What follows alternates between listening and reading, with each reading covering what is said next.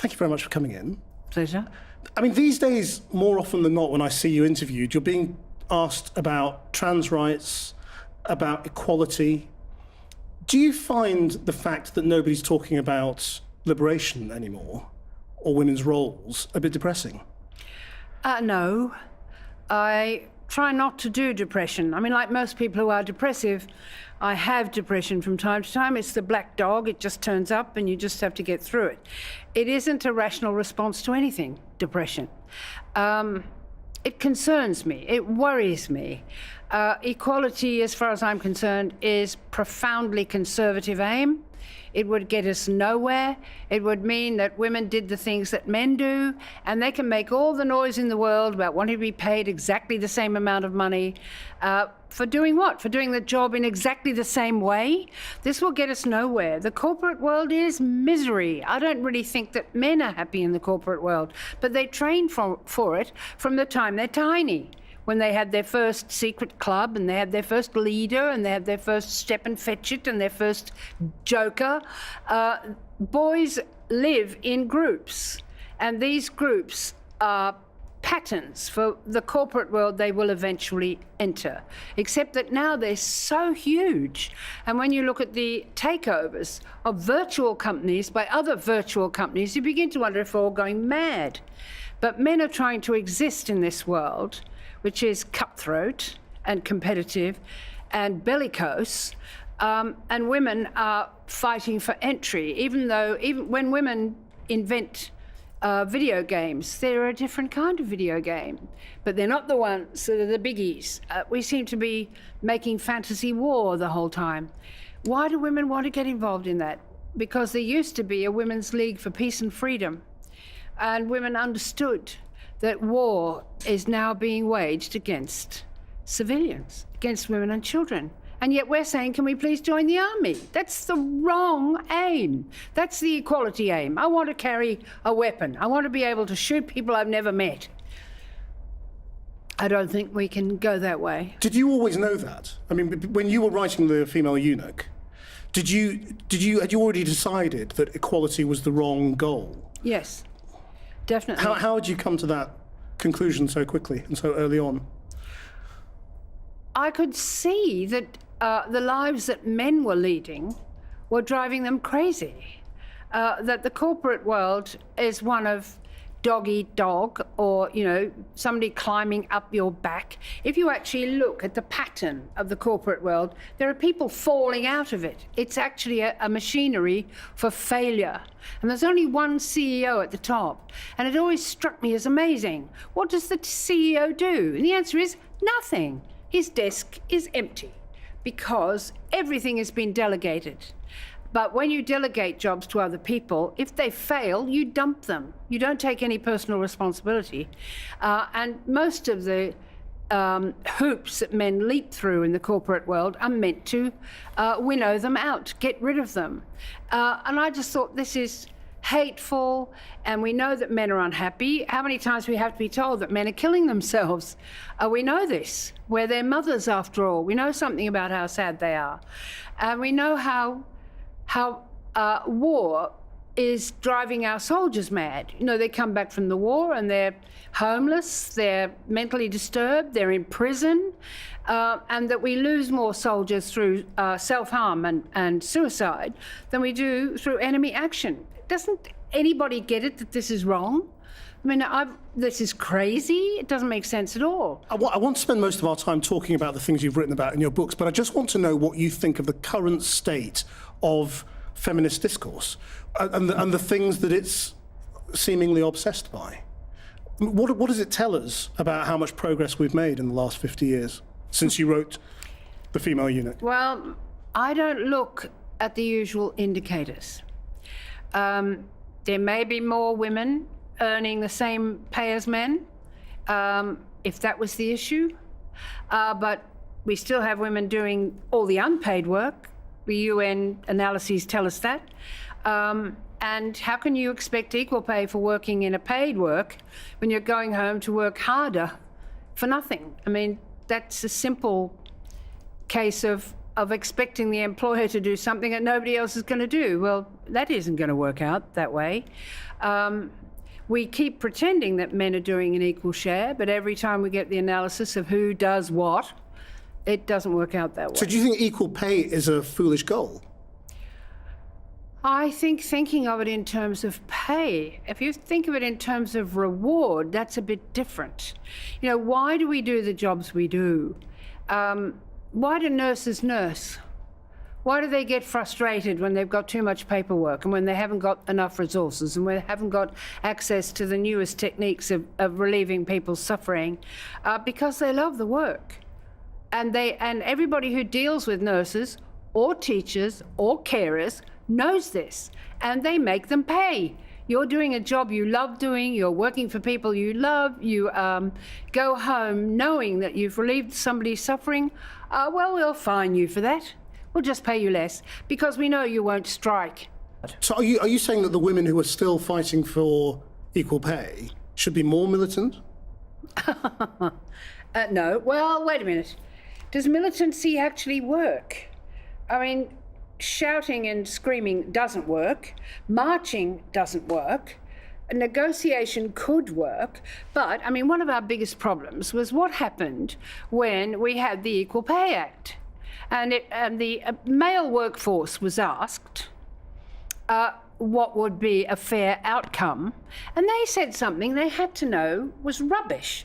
They said women should be paid equal pay for work of equal value. And you have to say to them, what makes you think work has a value? Because you didn't get higher pay for your job until you used your muscle, until you went out on strike, until you did collective bargaining, until you actually wrestled with the potentates until you got a deal. And now you don't want to share the deal. And they didn't. They didn't want to share it with other workers in their own industry.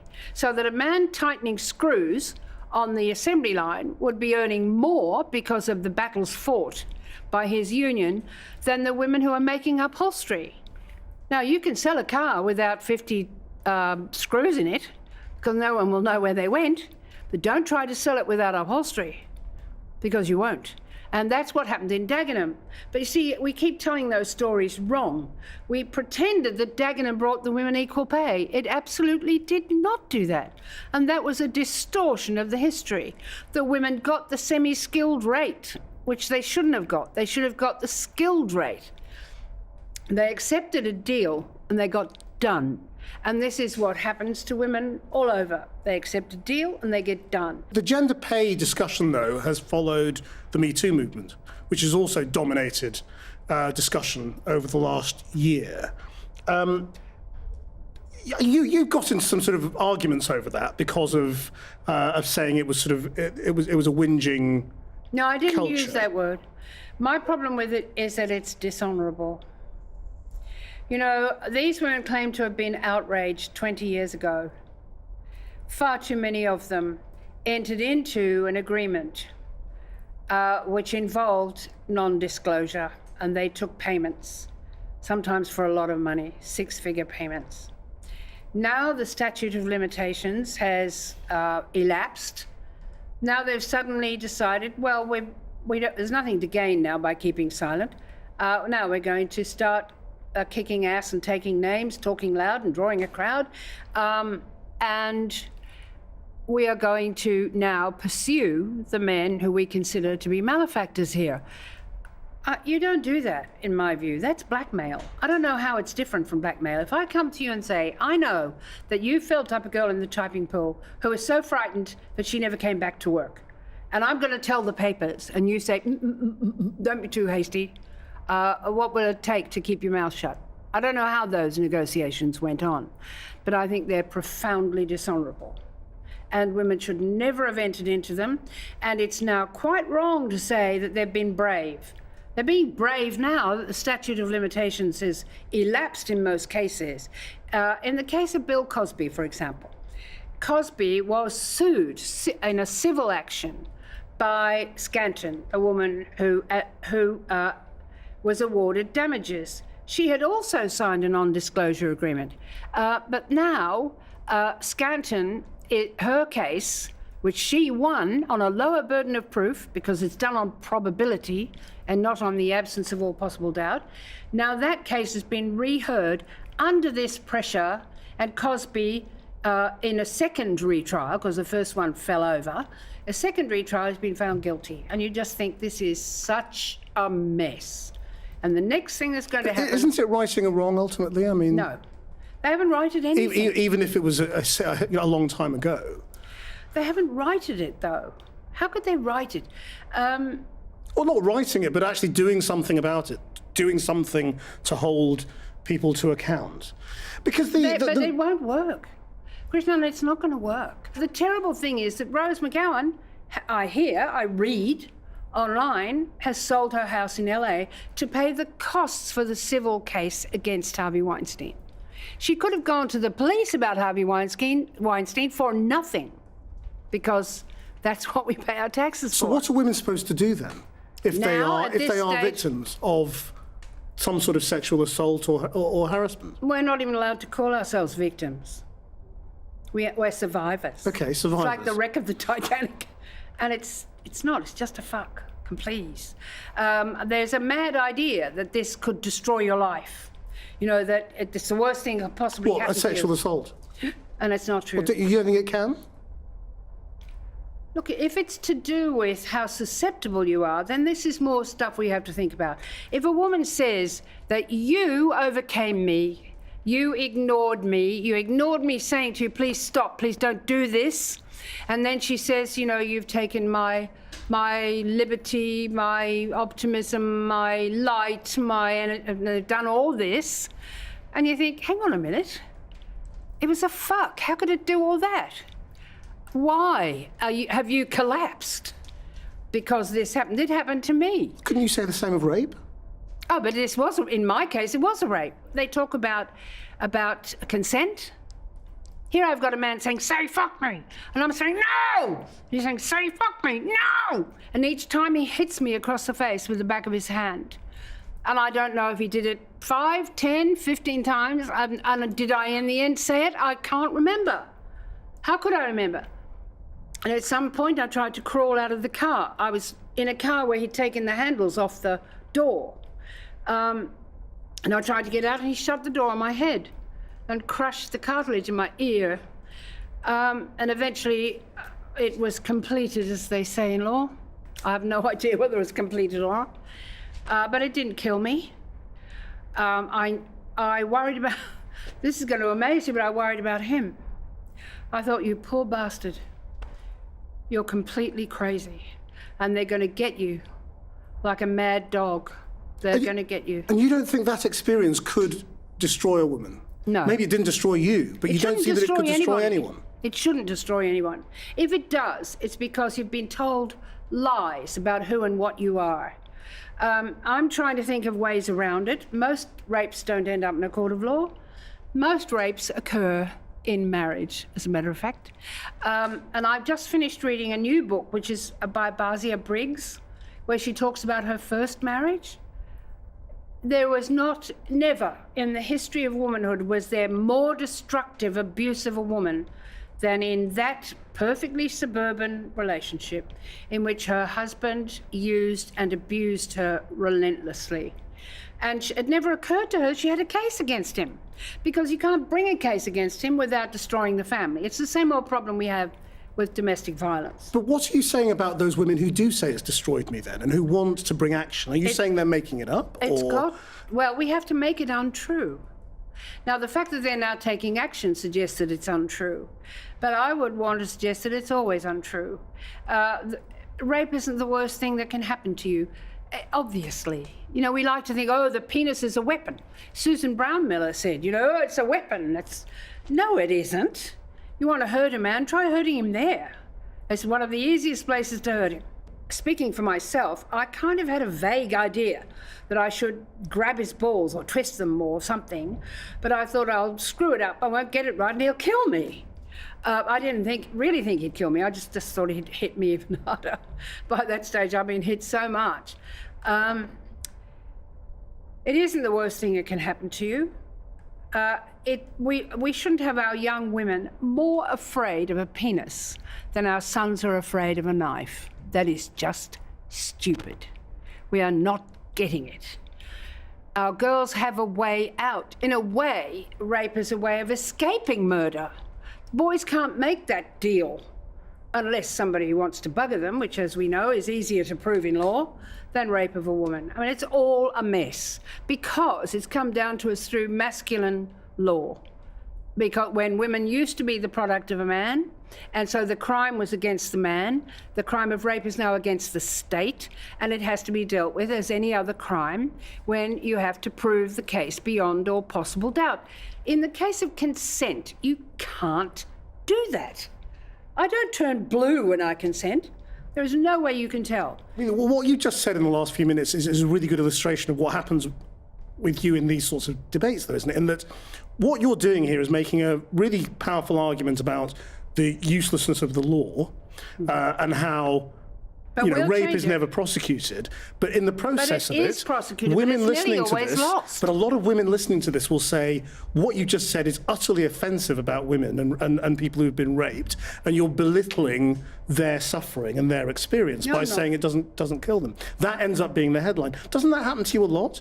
That, you say something and it kind of gets, the headline ends up as something that you perhaps didn't intend. Well, this is why I've told you that I know about being raped. When I've written about rape in the past and said, let's try and get sensible here, let's try and understand how much of it there is. If we agree that most of it is never reported to the police, is not even understood by anybody involved to be a crime, then we've got to understand that the things that stick up, the horrible, brutal things, which we know were done in the case of the Belfast Four, that these things are, as it were, the peaks that stand up above a huge landscape of sexual abuse, of non-consensual sex that women bear, and it does them no good at all. It erodes their self-confidence, it erodes their sense of selfhood and dignity, and it impoverishes the tenderness, the mutual love that should exist between spouses. We've got to not do this. We've got to somehow deal with the fact that there's too much bad sex. You could even argue that most of the sex that happens in the age of pornography is bad sex. It's sex with organs and not with people. It's fetishistic. It is masturbatory. People are never more alone. We've not even elevated sex. We've turned it into something completely banal. But what you've said about rape, I mean, a man might take from that, Germaine Greer is saying rape isn't that bad. Well, it's not as bad as murder. I'm convinced of that. But not just that, but that it isn't as bad as society currently holds it. But does society hold it? Just be aware of the fact that, most rapes are not reported.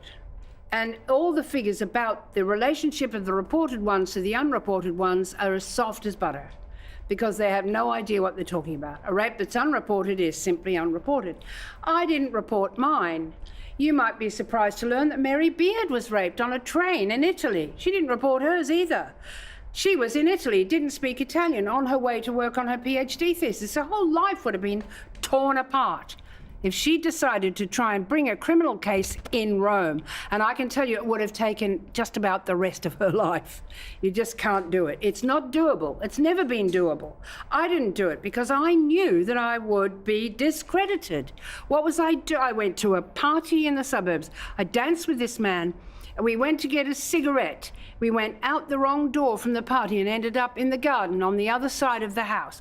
He then said, let's go for a walk. And I thought it's too early to start screaming, so I kind of went for a walk. And then I ended up being pushed into the car, and then everything else followed from that. I would have been dead to rights. They would have torn me to pieces. In those days, I wouldn't have even been examined for DNA. Nowadays, you get worked up over weeks.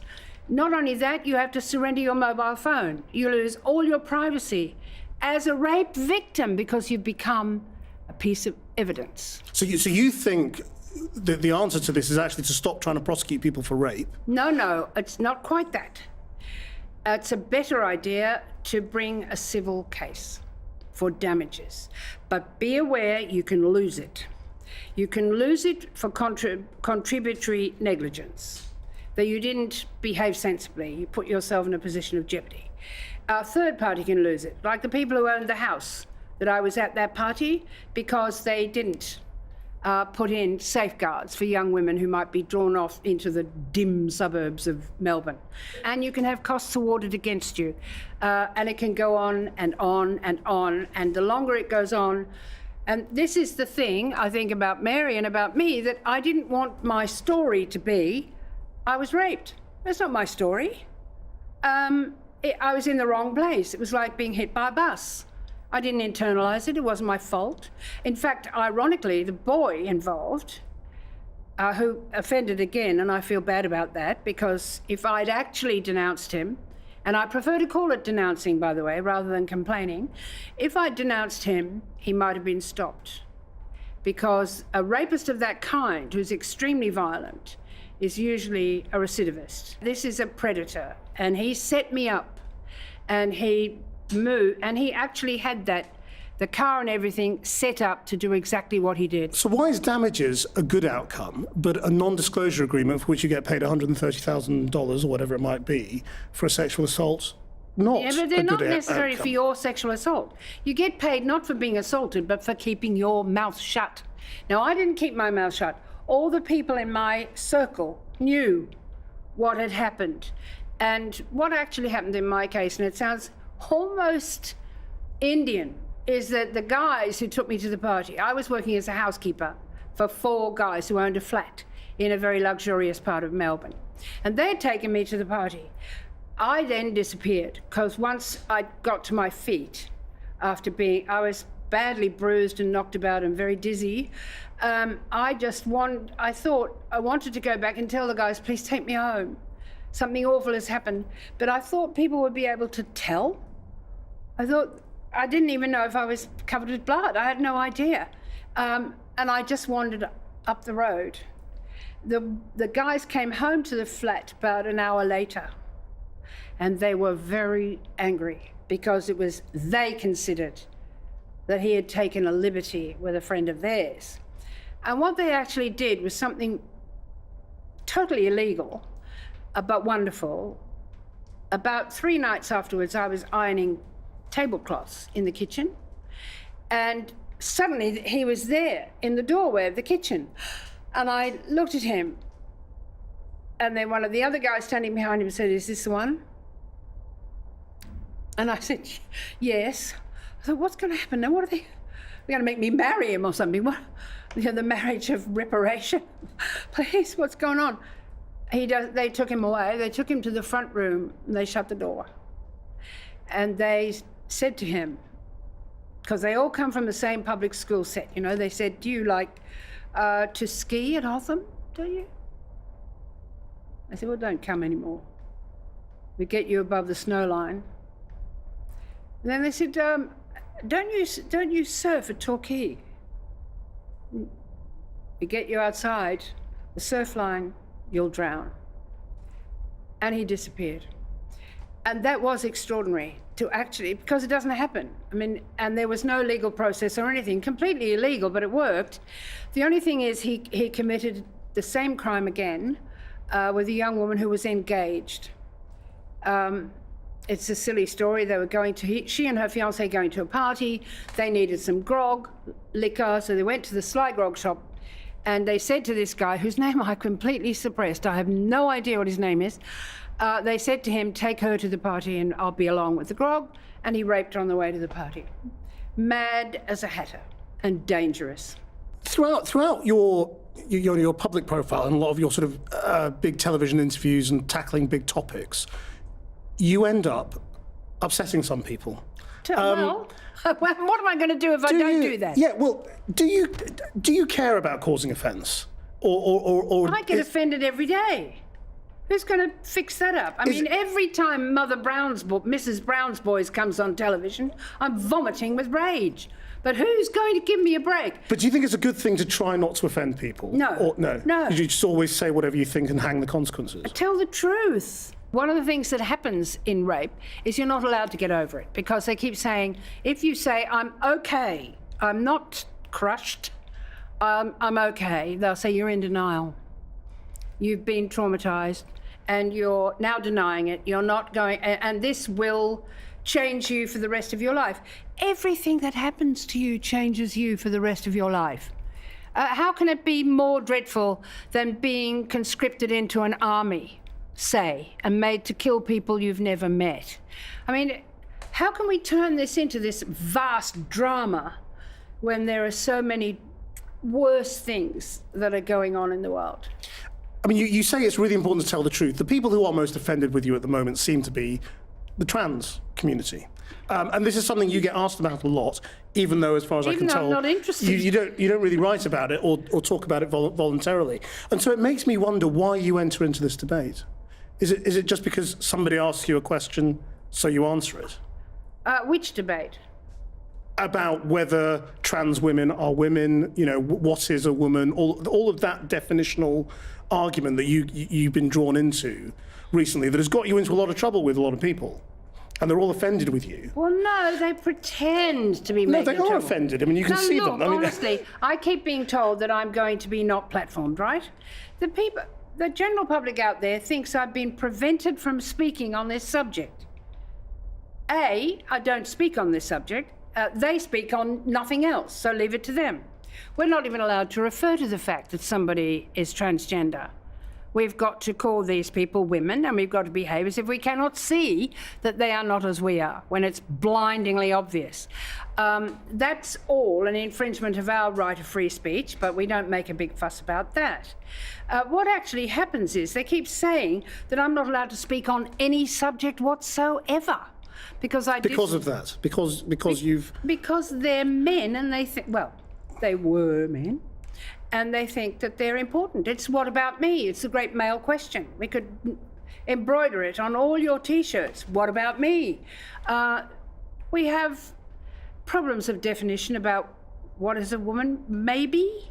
But we have many more problems connected to the fact that we are women, because people can't make sense of our anatomy or our health or what menstruation is or why some women are crippled by menstruation and can't go to work. We can't make sense how much of do you why care our about this babies issue? die in utero. Is what I'm not sure. I mean, because there are lots of feminists who find the whole question of trans women very annoying, and they feel it's an assault on them, and they feel it's a misogynist kind of construct. Are you amongst them? No, I'm more insulting, I'm afraid.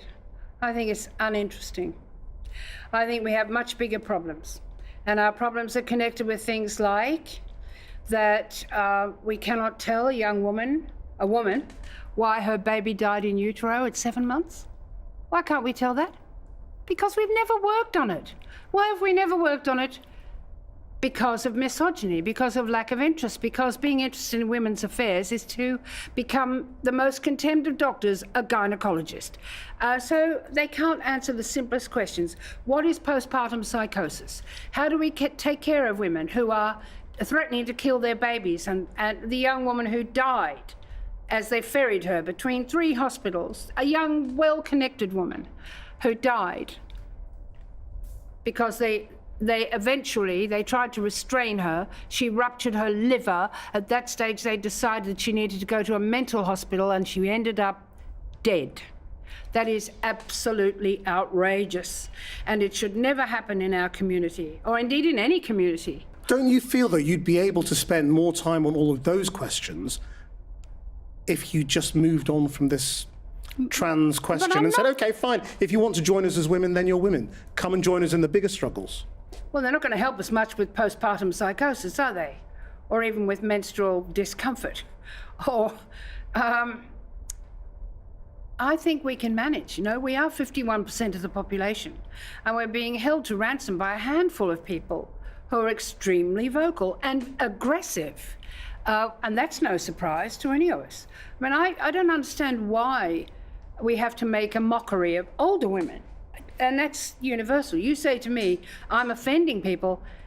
Every time you get vilified because you're an old woman, and you only have to be 50, not very old. I'm now 80. I'm as old as you like.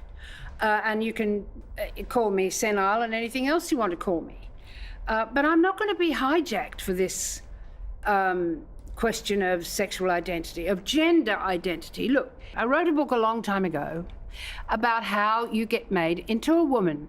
In those days, we called it conditioning. And you could see it happens from birth. Little baby girls are left to cry for longer than baby boys. They are fed for shorter periods than baby boys. We want them to be smaller than baby boys, and so on and so on and so on. And it goes right through our entire lifespan where we're learning femininity. And it's a masquerade. It's not who we really are. There is nothing feminine about being pregnant. It's almost the antithesis of that. There's nothing feminine about giving birth. It's a bloody struggle, and you've got to be strong and brave. There's nothing feminine about breastfeeding. God knows it drives everybody mad. They want to see nice, big, pumped-up tits, but they don't want to see them doing their job. And it just goes on and on. That masquerade is what is now being presented to us back as the real deal. With the hair extensions and the false eyelashes. And you think, why do you think that's real when we all know that it isn't? So Gender, let me explain here. Sex is a given, and you can be intersex. One of the women in Genderquake is genuinely intersex. She has breasts and a penis, and she's fantastic. And she doesn't want to cut her body about. God knows it's a problem body. She has a problem when she meets someone, whether she thinks they might be able to develop a relationship. When does she say, by the way, I've got a penis? She's accepted female gender. That is all fine. That's not a problem for me. And intersex is relatively common, especially in certain ethnic groups, and they have ways of dealing with it. It's a completely different thing when you decide to eliminate masculinity at one end and adopt hyper-femininity at the other, because you've left all this space in here where the rest of us live. I'm not a particularly feminine person, but some aspects of my character, men would tell you, are extremely feminine. I don't even think about it. So just so we can make sense of this conversation, just briefly, can you just explain to me what you mean by femininity and masculinity and how it differs from sex? Let's see. Femininity is learning to speak more softly. It's why little girls want to wear a pink tutu to the shops. It's why they want their bedroom painted pink, because or be a princess. I have, my godchildren spent 5 years wanting to be princesses. I had to preach many a sermon about how unhappy princesses are. They're all learning that stuff, and they impose it on each other. And does femininity go with being a woman? No, but that's a gender. That's the question. But hang on, that's a gender thing. Now, gender can be anything you like. It's entirely cultural. But unfortunately, sex is not entirely cultural. It's something you're born with, whether you like it or not. And most of us who grow up to be women, who have our first period, 12, 13, 14, whatever, traumatizing otherwise, a body we thought we knew becomes smelly and dirty and different. And then the boys come along who've been watching pornography and say that we're not groomed, we have to remove our body hair and so on. We're going to spend our lives removing body hair. That's femininity, which is the fake version of femaleness. Female is real and it's sex, and femininity is unreal and it's gender. And it's a role you play. And for that to become the given identity of women is a profoundly disabling notion. But in the 48 years since you wrote The Female Eunuch, when you first took these notions apart of the difference between femininity and being female, do you feel that women have, sort of rather disappointingly conformed to femininity, or have they followed your lead? I would be very disappointed if they followed my lead. That would make me tear my hair. I'm not a cultist. I'm not a charismatic preacher. But there hasn't been any real divorce of femininity and being female, has there, in that period? That's what I'm asking. But there has been for some people. There was in China. In China, during the Great Leap Forward, men and women were indistinguishable. They looked exactly the same. Now, that's made very easy because they're the same height. Now, in our race, our mixture of races, speaking of basically Aryan, men are bigger than women. Characteristically, women are shorter. So it's hard for us to pretend to be men. And it's been one of the things that breaks my heart when I see female to male transsexuals, that they have tiny hands and tiny feet.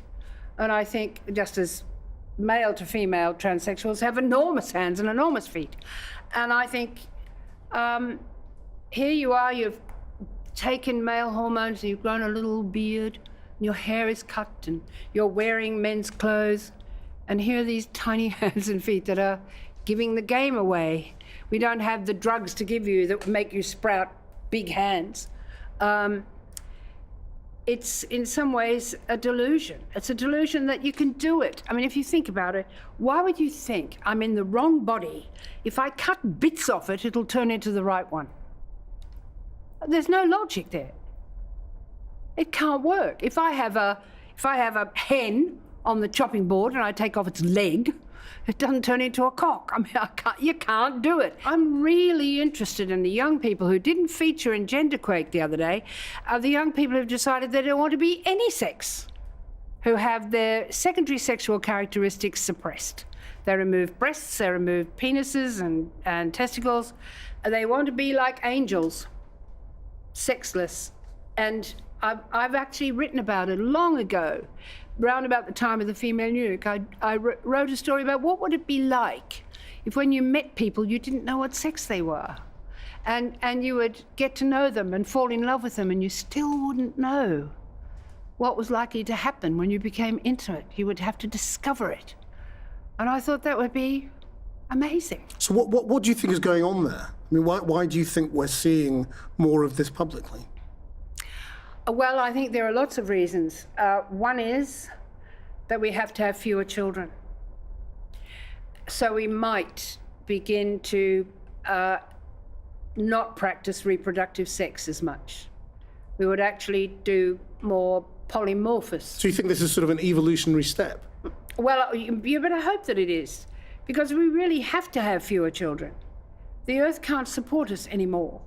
And we've already got same-sex marriage. Interesting. I don't know. I think same-sex, yes, marriage not.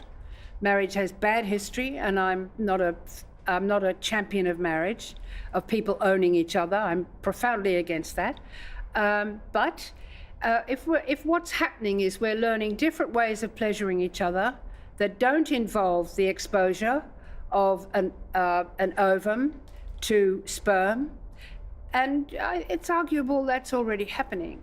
But you would hope it became not an imitation of slam, bam, thank you, ma'am, that it actually became more intelligent. Let's move on a few decades, actually, to the change. To the tune, all right. which is the book that you've rewritten, revised, and put out again, and it's about, well, women aging in the menopause, as it says on the front.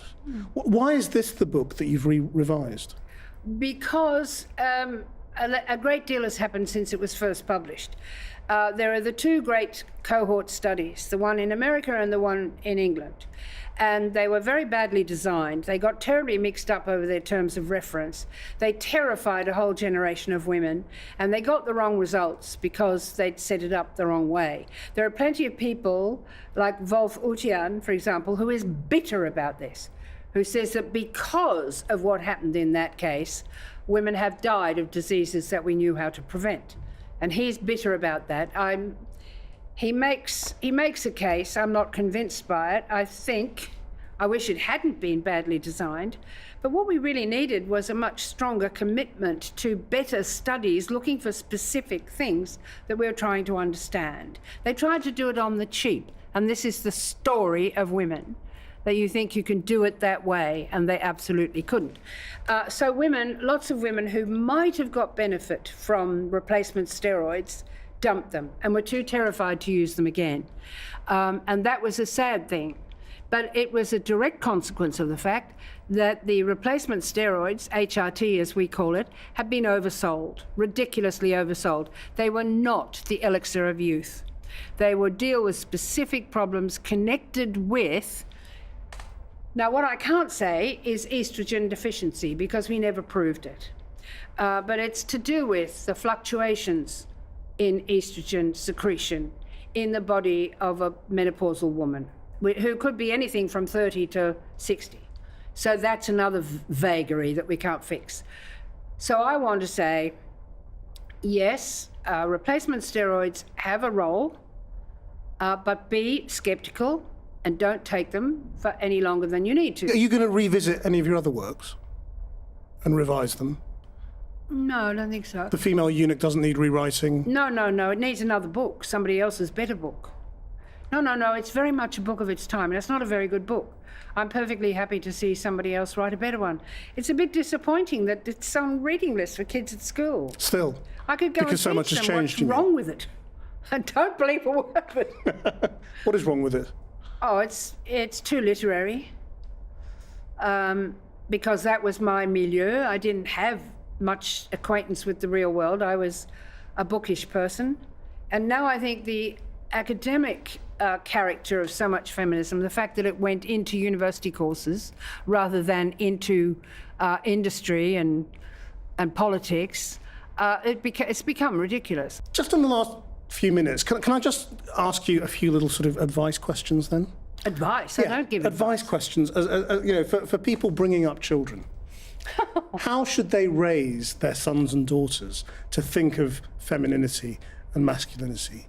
Because, you know, a lot of parents, I've got young children, a lot of parents will say, God, it's amazing, you know, how they sort of, they fall into their gender roles, how the girls just want to play with dolls, how boys and girls want to play separately, how the boys want to play sports and the girls don't. I mean, is all of that nonsense? Have you got to try actively to try and break that as a parent? I think you're on a prayer to nothing. It's not going to happen. I've been watching little girls because I'm fascinated by this pink business. And I think pink stinks. It's an awful chemical colour. I wish it was some other nice colour. And I realise that in many cases, it's a kind of guerrilla activity.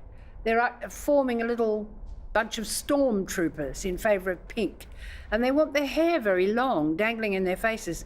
I mean, the children who've grown up in my house all got their hair cut, because it used to drive me mad that they had hair in their mouths when they're trying to eat and all that sort of thing. So out would come the scissors and they would have a little basin crop, and they all wore bib overalls. And the funny thing is, somebody gave one of my godchildren a doll and she threw it down the stairs. And I found myself saying, oh, poor Dolly, why did you... Oh, shut up. She's not playing mothers today. Good on her. Boys, on the other hand, have a really challenging life career ahead of them. They have got to join male groups and they've got to learn their place in the pecking order.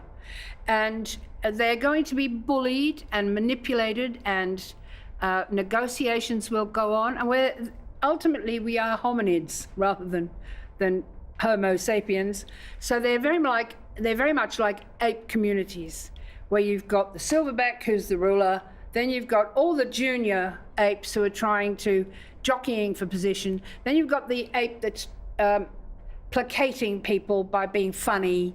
Then you've got all the women, by the way, are foraging for this group of useless men who are playing games of who's top ape, who's top dog. And you don't think you can break that cycle? You can, and the result will be you'll get children who choose intermediate roles. So your sons may decide that they're going to be gay, effeminate, whatever. And that, to me, that's very interesting to me, because I think it is a knowing rejection of masculinity as miserable, as cruel, and ultimately very damaging. I mean, we don't do assessments on men who kill themselves as to their, masculinity factor. But I've always regarded suicide as a crime of anger rather than sadness. We live with sadness. It's a thing around us all the time. But when you lay violent hands on yourself, it's because you're angry.